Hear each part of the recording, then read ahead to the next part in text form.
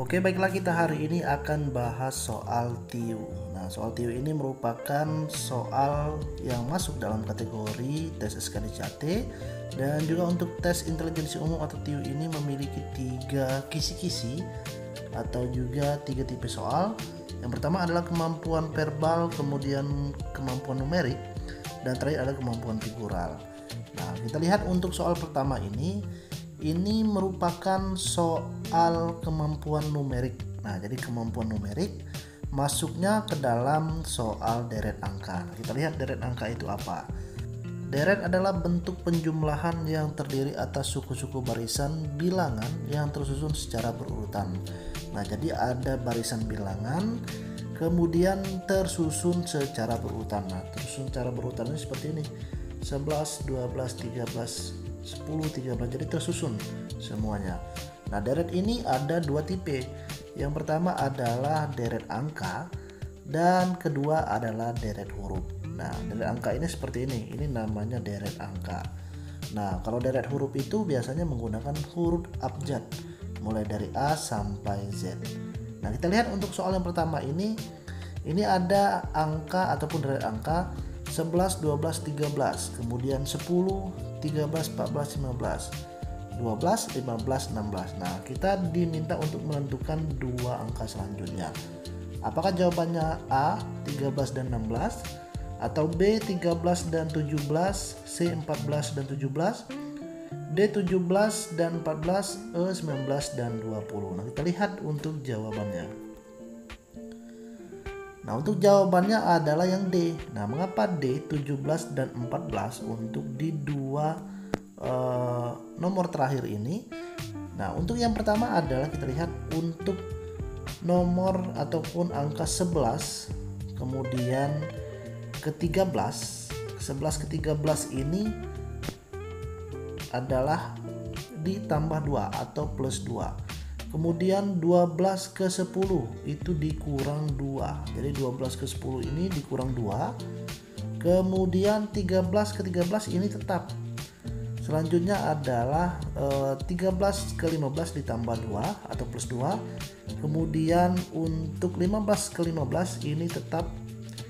Dan juga terakhir adalah 15 ke 17. Jadi polanya adalah 2 kemudian 0, 2, 0, dan 2. Untuk selanjutnya berarti angka 17. Nah, yang pertama kita sudah dapat 17. Nah, kemudian 14-nya bagaimana? Nah, untuk 14-nya ini karena polanya untuk yang pertama itu adalah plus 2, plus 0, plus 2, plus 0, dan plus 2. Yang bawahnya antara 12 ke 10 ada pengurangan. Kemudian 10 ke 14 ini ada penambahan 4, kemudian ada pengurangan lagi. Jadi polanya min 2 plus 4, min 2 plus 4, dan pastinya setelahnya adalah min 2. Jadi 16 dikurang 2 adalah 14. Nah, jadi seperti ini. Jadi kalau untuk soal deret ini kita harus mengetahui terlebih dahulu pola soalnya. Karena pola soalnya biasanya ada yang perkalian, ada juga yang penjumlahan atau pengurangan, atau ada juga biasanya yang sistem perpangkatan. Jadi ada pangkat kuadrat. Nah, ini untuk polanya. Jadi kita ketahui dulu pola soalnya. Setiap huruf dari angka deret ini memiliki pola soalnya masing-masing. Nah, itu cara untuk kita mengisi atau mencari jawaban terkait dari soal deret ini. Nah, memang kalian harus banyak berlatih untuk soal deret ini. Oke, soal selanjutnya ini masih kategori TIU. Nah, kalau kita lihat soal yang ini masuknya ke kategori TIU yang mana? Jadi untuk soal ini masuk ke dalam kategori soal kemampuan verbal atau kisi-kisi dari kemampuan verbal, yakni analogi. Nah, kita lihat analogi disebut juga padanan hubungan dalam tes ini. Anda diminta untuk mencari kata atau sekelompok kata. Nah, jadi ingat kata kuncinya adalah sekelompok kata atau kata, agar masing-masing kelompok kata membentuk hubungan yang sama. Nah, jadi antara satu kata ini memiliki hubungan atau memiliki padanan antara satu kata dengan kata lainnya. Selanjutnya, tes analogi lebih cenderung ke arah tes logika kata. Kata yang disajikan dalam soal tes analogi ini tidak sesulit tes sinonim atau antonim, tetapi kata-kata yang sering dijumpai dalam keseharian. Jadi untuk soal analogi ini memang banyak, tetapi kita lihat terlebih dahulu untuk soal analogi ini. Nah, di sini kalau kita lihat ada dua kata. Yang pertama kata kropos dan kedua adalah kata oleng. Nah, tetapi ada dipisahkan antara tanda sama dengan. Nah, kita diminta untuk mencari padanan atau hubungan dari kata oleng, kemudian apa hubungan katanya. Kemudian kropos ini juga hubungan katanya apa. Nah, kita lihat untuk yang A, ini retak dan labil. Kemudian B, tua dan limbung. C, lemah dan jatuh. D, tulang dan gerak. E, rangka dan roboh. Nah, jadi mana padanan kata yang tepat? Apakah retak padanan kata yang tepat kropos, atau juga mungkin oleng padanan katanya adalah labil, kemudian tua padanan katanya kropos, atau limbung padanan katanya adalah oleng, atau lemah kropos, atau juga yang mana? Nah, kita lihat untuk cara menjawabnya. Nah, cara terbaik untuk menjawab soal analogi ini, kita harus memadukan atau memadankan antara kata satu dengan lawan katanya. Jadi kita lihat lawan katanya. Nah, jadi jawaban yang benar adalah A, retak. Nah, berarti retak ini sama halnya dengan keropos. Nah, atau mudah retak karena keropos. Kemudian mudah oleng karena labil. Jadi tidak atau boleh dikatakan labil itu tidak tahan, misal goncangan, atau mudah dipengaruhi.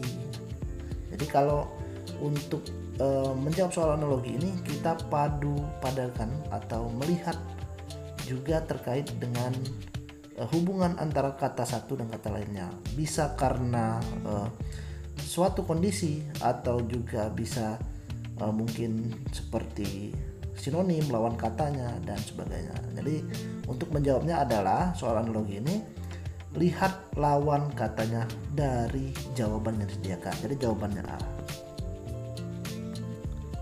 Kemudian soal selanjutnya, nah ini adalah soal gambar. Nah, soal gambar ini merupakan salah satu soal yang diujikan dalam kategori tes TIU, dan dia masuknya ke dalam soal kemampuan figural, yakni analogi gambar, ketidaksamaan, dan juga serial. Nah, ini untuk soal ini adalah serial, jadi berurutan. Carilah gambar-gambar kelanjutan logis dari gambar berikut. Nah, ini yang ditanyakan. Nah, jawaban yang benar yang mana? Jawaban yang A, B, C, D, atau E. Nah, kita lihat jawabannya. Nah, jawabannya adalah jawaban yang A. Nah, mengapa jawaban yang A? Deret gambar memiliki pola berulang dengan simbol tertukar posisi ke kanan, sehingga gambar berikut akan sama dengan gambar kedua. Nah, ini kita lihat. Yang pertama adalah garis persegi panjang, kotak berwarna putih, kemudian simbol bulat warna hitam, dan juga kotak persegi panjang warna hitam. Nah, kemudian dibalik saja, warna hitamnya di awal. Kemudian yang ini bolanya kena di akhir, jadi kembali di awal. Nah, yang ini berarti kalau yang hitamnya di akhir, berarti hitamnya di awal. Nah, jawaban yang benar adalah yang A, karena hitamnya di awal. Nah, seperti itu. Jadi kalau untuk menjawab soal dari kemampuan figural ini, biasanya soalnya itu berurutan, atau tuh kita melihat pola-pola gambarnya. Jadi pola-pola gambarnya sebenarnya gampang untuk menjawabnya, asal saja kita jeli dan cermat untuk melihat setiap pola-pola dari gambar yang ditanyakan. Sebelum kita lanjut, aku mau informasikan untuk kalian yang mau belajar lebih ekstra lagi tentang materi dan juga soal SKDCAT, atau mau ikut tryout gratis tanpa bayar, kalian bisa ikuti bimbel khusus SKDCAT yang aku selenggarakan bekerja sama dengan Siap Dinas. Jika kalian bergabung di bimbel ini, tentu kalian akan mendapatkan keuntungan dan keunggulan. Di antaranya tersedia tryout gratis dengan website yang mudah dipahami. Terdapat juga grup WA pembelajaran materi SKDCAT dan sharing seputar formasi yang ingin kalian lamar. Sistem pembelajaran via Zoom meeting sebanyak 2 kali pertemuan per minggunya dengan mentor yang tentunya sudah pengalaman di bidangnya. Untuk kalian yang mungkin berhalangan hadir di kelas, terdapat juga rekaman pembelajaran dan rangkuman materi kelas yang dibahas sebelumnya. Tersedia tryout gratis dan premium dengan soal-soal hot terbaru, tentunya sudah sesuai dengan kisi-kisi plus e-book pembahasan persoalnya. Terakhir, kalian akan diajarkan tips dan trik untuk menaklukkan tes SKDCAT. Nah, jika kalian berminat, silakan klik link yang ada di kolom deskripsi video ini dan tentu kalian bisa memilih paket kelas SKD-nya sesuai dengan keinginan.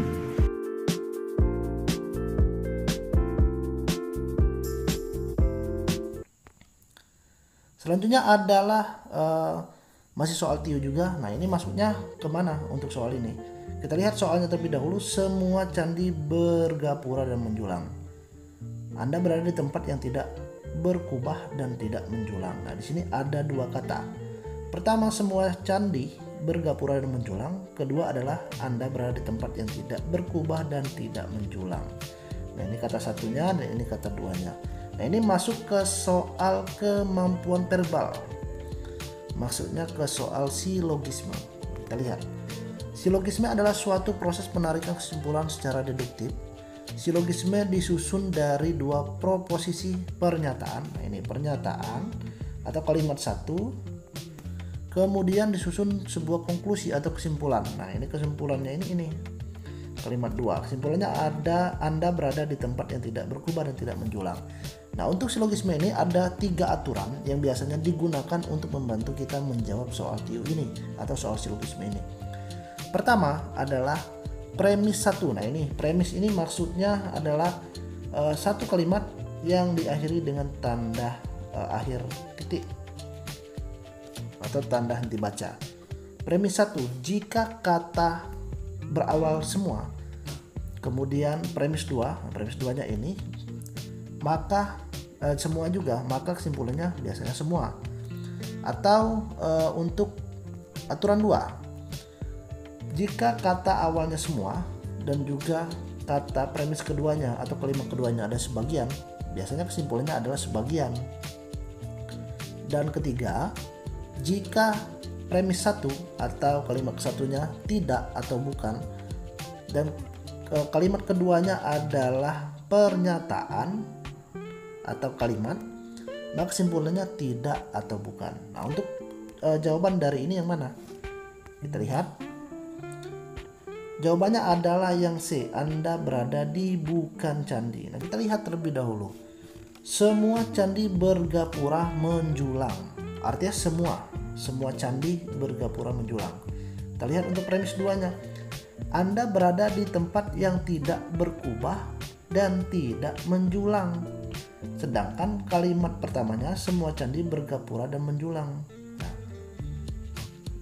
Kita lihat jawaban yang A adalah Anda berada di candi berkubah, sedangkan Anda berada di tempat yang tidak berkubah saat ini. Nah, berarti Anda bukan berada di candi. Anda berada di candi menjulang. Nah, sedangkan kalian tidak berada di tempat yang tidak menjulang. Artinya bukan untuk jawaban B. Jawaban D, Anda berada di candi tidak berkubah. Candi tidak berkubah. Memang untuk semua candi adalah bergapura atau berkubah dan menjulang. Tetapi saat ini kalian tidak berada di tempat berkubah dan tidak menjulang. Kemudian Anda berada di candi tidak berkubah dan tidak menjulang. Anda berada di candi tidak berkubah dan tidak menjulang. Sedangkan sedangkan untuk candi ini semuanya bergapura dan menjulang. Nah, secara otomatis jawaban E itu tidak. Jadi jawaban yang tepat adalah C, karena Anda berada bukan candi, karena kalau candi itu pasti menjulang dan bergapura. Nah, jadi jawaban yang tepat adalah C.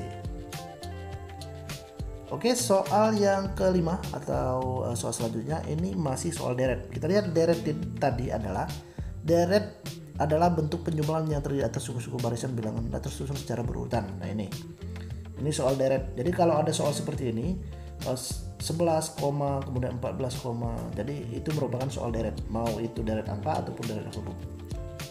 Nah, jawaban yang tepat untuk soal ini adalah yang E.